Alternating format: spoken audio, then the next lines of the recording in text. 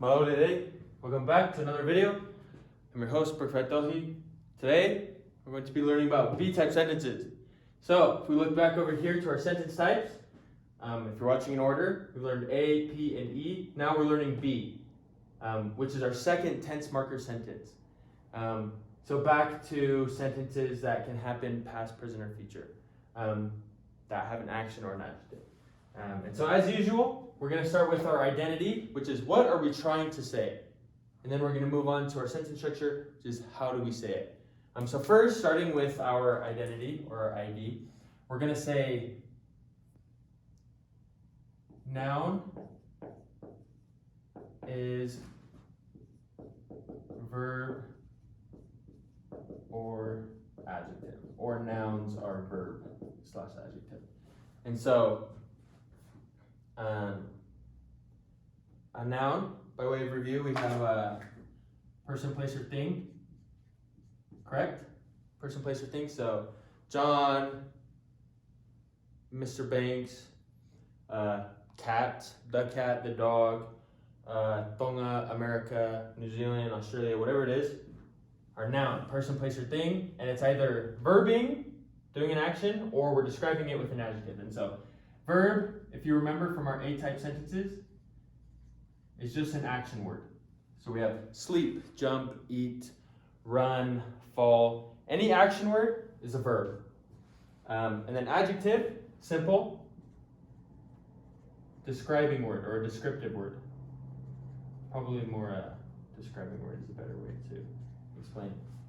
Any word that describes something. So with A-type sentences, we use the example of colors. So blue, red, green, the green chair, the brown table, the blue sky, size, the big mountain, emotions, the sad boy, the happy man, whatever it is, it's describing whatever it is talking about. It's describing the subject, which in this case is a noun. So we're saying a person, place, or thing is doing an action, or we're describing it with an adjective. So John is running. John is happy. Mary is sad. The dog is eating. Tonga is beautiful. Describing it, right? So any noun doing any verb, we're describing it in any way. B-type sentences. And so let's talk about how we say this. How do we say a noun is doing a verb or an adjective? So just like all our tense marker sentences, we're going to start with our tense marker.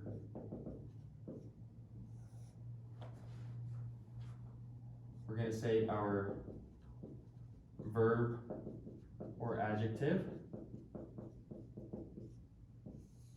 And then we're going to say a or I. And then we're going to say our noun. So tense marker, verb or adjective, I, noun. And so we've talked about tense markers. We know what tense markers are, right? It shows the tense we're talking in, past, present, or future for now. But if you've watched the A-type sentence video, these tense markers are different from those ones. So tense markers, like I said, past, present, and future. So when we talked about A-type sentences, we had na'a, oku, and te. Those are the only types of sentence that are going to use those tense markers. The rest of the tense marker sentences, B, C, and D, are going to use these tense markers, which is na'e, oku, and e. So, tense markers for B, C, D type sentences. Na'e, oku, and e. It's different from A type, which is na'a, oku, and te. Keep that in mind. Remember that. It's important. Okay, and then we have our verb / adjectives. And then we have this thing right here, which is probably new to you. Ae, in this case, in a B-type sentence, is our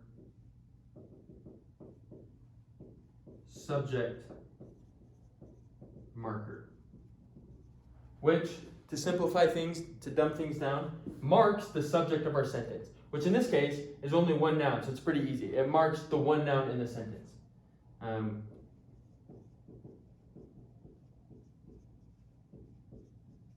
Marks our subject, which is always going to be the noun or a noun.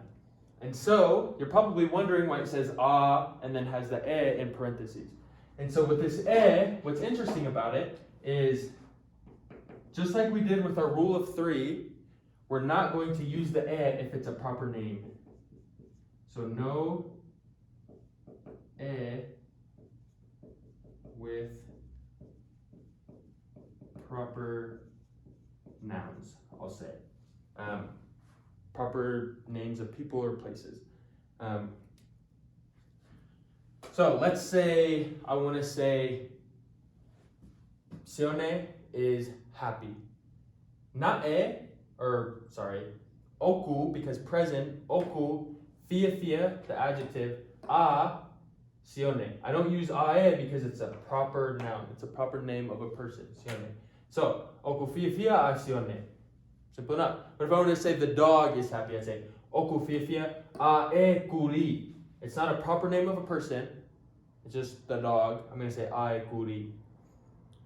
Good?